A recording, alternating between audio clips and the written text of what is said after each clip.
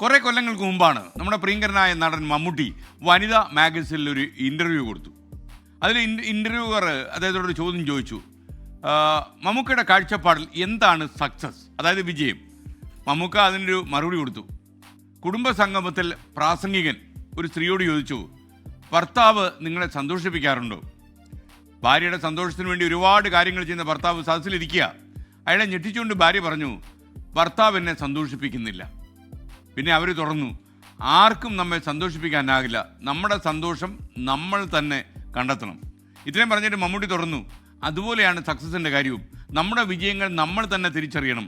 ഓരോരുത്തരുടെയും വിജയങ്ങൾ ഒരേ രീതിയിലും ഓരോ തരത്തിലും ആയിരിക്കും. അപ്പോൾ അത് വിജയിച്ചു എന്ന് നമുക്ക് തോന്നണം, അതാണ് സക്സസ്. എന്നാൽ നമ്മൾ വിജയിച്ചത് മറ്റുള്ള ഒരാളിന് വിജയമാകണമെന്നുമില്ല. മറ്റൊരാളുടെ വിജയം കണ്ട് അതേപോലെ ആകാൻ ശ്രമിക്കുന്ന ആളുകൾ ഒരുപാട് നമ്മുടെ നാട്ടിലുണ്ട്. മണ്ടത്തരമാണ് ഇതൊക്കെ. മമ്മൂക്കയുടെ ഒരു അഭിപ്രായമാണ്. മറ്റൊരാളുടെ നേട്ടങ്ങൾ അടിസ്ഥാനമാക്കി നിങ്ങൾ സക്സസ്ഫുൾ അല്ല എന്ന് എങ്ങനെ പറയാൻ കഴിയും? നിങ്ങളുടെ ലോകത്ത് നിങ്ങൾ വിജയമായിരിക്കും. ഇപ്പോൾ ഞാനിപ്പോൾ രാവിലെ എഴുന്നേറ്റ് വിചാരിക്കാം, ഞാൻ മമ്മൂട്ടിയെ പോലെ ആയില്ലല്ലോ എന്ന് വിചാരിച്ച വല്ല കാര്യമുണ്ടോ?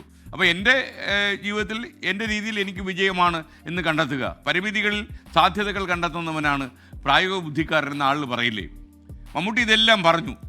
എന്നിട്ട് അദ്ദേഹം പറഞ്ഞിട്ട് അവരെ ഒന്ന് നോക്കി, ഇൻ്റർവ്യൂ നോക്കി അദ്ദേഹം ഒന്ന് ചിരിച്ചു. അത് തന്നെയാണല്ലോ യാഥാർത്ഥ്യം. ആ ചിരിയുടെ അർത്ഥം എന്തായിരുന്നു? ഓരോരുത്തർക്കും വ്യത്യസ്തമായ കഴിവുകളുണ്ട്. ആ കഴിവുകൾ തിരിച്ചറിഞ്ഞ് മുന്നോട്ട് പോകുമ്പോഴാണ് യഥാർത്ഥ വിജയത്തിൽ നമ്മൾ എത്തുക. അനുകരണം, ഇമിറ്റേഷൻ നമ്മെ എങ്ങും എത്തിക്കില്ല. കുറച്ച് ഒരു താൽക്കാലിക നേട്ടം ഉണ്ടാകും, പക്ഷേ അനുകർത്താക്കളെ ആളുകൾ തിരിച്ചറിയും. ഡ്യൂപ്ലിക്കേറ്റ് സ്കോപ്പില്ല. ഡ്യൂപ്ലിക്കേറ്റിന് സാധ്യത പ്രത്യേകിച്ച് മലയാളികൾക്കിടയില്ല. കാരണം ഒറിജിനൽ അവിടെ ഉണ്ടല്ലോ, ഒറിജിനൽ ഇവിടെ ഉണ്ടല്ലോ.